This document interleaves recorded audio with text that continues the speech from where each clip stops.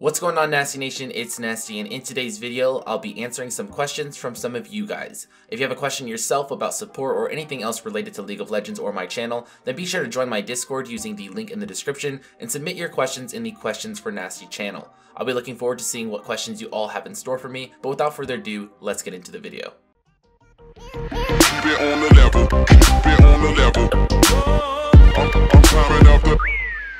Hey guys, before we get into the video, I just want to let you all know that I am currently running a $50 giveaway for anybody who is participating in my club this week on quarterback. And no, this is not $50 worth of RP, this is $50 that can go towards whatever it is that you want. Quarterback is an absolutely free application that allows you to compete in challenges versus other players in real time and collect rewards. You can collect experience that'll go towards your overall level, you can collect trophies that'll go towards the club that you're representing, and you can collect a currency that you can then go on to redeem for any champion or skin that you'd like. Please, I encourage all of you guys to click on the first link in the description to join my club on quarterback and start competing in challenges and start earning your rewards today. Again, I'll be picking one random person who participates in my club this week on quarterback to win $50. Best of luck in the giveaway. I hope to see you guys all competing, and now let's get into the video.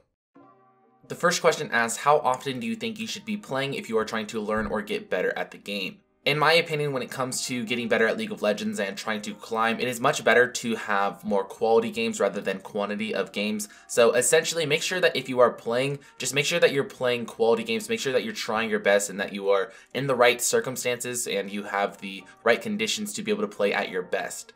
I don't recommend just playing a ton of games and just ending up playing on autopilot, because in doing so, you're not going to be retaining as much information and you're not going to be learning as much. So instead, don't worry so much about how many games that you can play, and instead worry about how many games that you can play that are high quality. The next question asks, do you have any tips for someone who has ranked anxiety, especially when playing solo queue?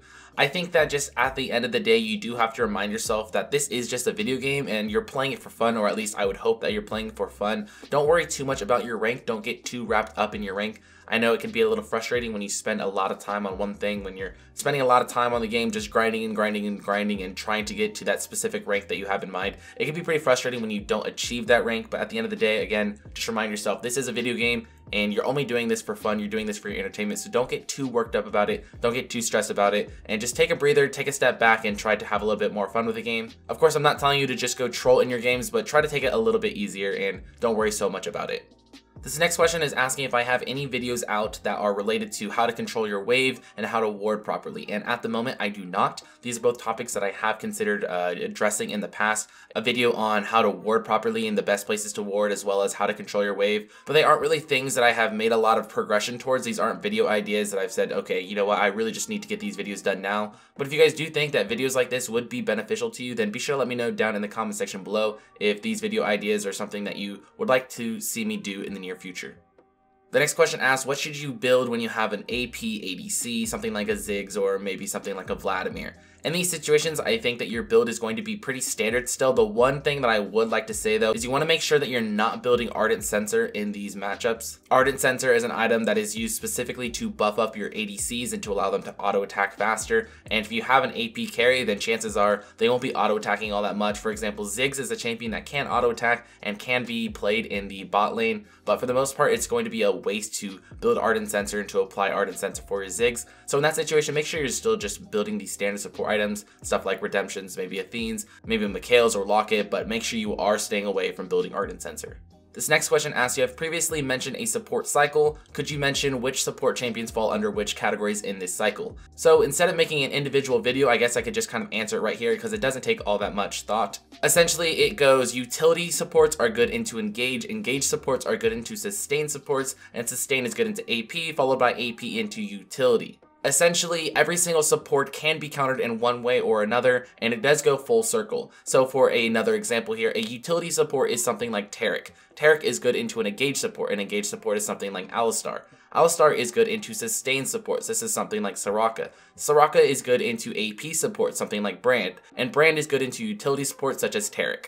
At the same time though, you do have to keep in mind that certain champions can have multiple playstyles and thus fit under multiple categories. For example, someone like Rakan can go under both utility or engage. So sometimes it's not as black and white, it's not as straightforward, and you do have to take into account how that Rakan is playing. Is he playing more of an engage support, or is he playing back and providing more utility? So just to recap, utility is good into engage, into sustain, into AP, and then back into utility, but it's not always that clear, and sometimes you'll have champions who are able to embody multiple playstyles, and that's going to cause a little bit more trouble when it comes to counterpicking. This next question asks for my advice for climbing as a support. When it comes to climbing in general, this isn't just for support, but this is the advice that I'm going to give you. I would highly recommend you do one of three things. The first thing that I would recommend is watching high elo entertainment focused channels.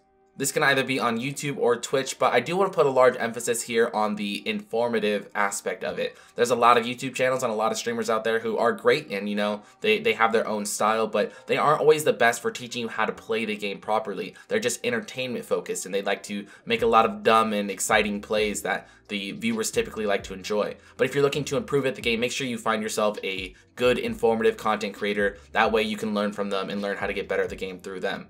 The next thing that I would recommend is that you get coaching if you could afford to do so. I do offer coaching myself, and you can find more information for that down in the description. And the third thing that I would recommend is to watch your own replays, because believe it or not, just by watching your own replays, you can figure out a lot of the things that you're doing wrong all by yourself. When you're in the heat of the moment, when you're playing games, it can be very difficult to figure out exactly what it is that you're doing wrong. But if you go back and watch your own replays, you might be surprised how many mistakes that you are able to point out yourself. This next question is a two-part question. The first aspect of it is asking, I'm hovering around plat 2 or 3. Should I focus on one champion or expand your champion pool? I would always recommend that you focus on playing about 2 to 3 champions. I think one tricking is a bad idea, but 2 to 3 champions should just be about right. And the second aspect of this question is asking, what is the biggest general thing as a support main that you should focus on to improve? Now, this is a question that I feel a lot of different support mains out there would answer differently, but for me personally, I think that roaming is a large aspect of my play, and I think that it's really important for support mains to understand how to roam properly. I actually have a video out on how to roam properly already, so be sure to check that video out if you haven't already, because I do think that roaming is arguably one of the most important things to focus on when you are playing support. This next question is asking, how do you hit Rakan's W and when should you use ultimate? I think this is kind of a weird question because more times than not what you should actually be doing is using your ultimate to set up for your W. However, in the current state of the game, or at least at the current time of me uploading this video, Rakan is sitting at a 45% win rate, so instead of giving you advice for how to land your W and when you should be using your ultimate, I would just recommend that you kind of just stay away from that champion right now because picking him is pretty much just a guaranteed loss at the moment. This next question is asking for a recommended Thresh build, and lucky enough for you, I do have a Thresh video coming out soon that'll go more in depth on the items that you should be building on Thresh, but just as a little sneak peek, or at least for a simplified answer, I would recommend starting Coin, going into mobility boots. Then I would recommend getting either Knight's Vow, Zeke's, or Redemption, but again, just make sure that you do stick around and keep an eye out for that Thresh guide that will be out fairly soon. This next question is asking if I could explain how to control the wave. I think that the wave can be manipulated in many different ways, but a few things off the top of my head that I might be able to spit out as a little bit of advice is to first understand how to freeze the wave. Just take into account how many minions are on your side and how many minions are on the other side. If there are slightly more minions on the enemy side, then you should be able to freeze it correctly. If there are more minions on your side, that means you are going to push. And if there are way too many minions on the other side, then you're not going to be able to freeze, and instead that's going to push back towards you. So in order to freeze, the enemy wave needs to have a little bit more minions than your minion wave has. Another thing that I should mention about wave control is how to reset a wave. In order to reset a wave, you always just want to push the wave in as fast as you can. By doing so, what is going to happen is the enemy turret is going to be able to kill the entire minion wave before the next minion wave on the enemy's team is able to get to the tower, and thus the minion waves are going to reset and they're going to meet back in the middle. But if you don't push your minion wave in fast enough and the enemy minion wave is able to catch up with the tower before your wave dies, then it's not going to be able to reset.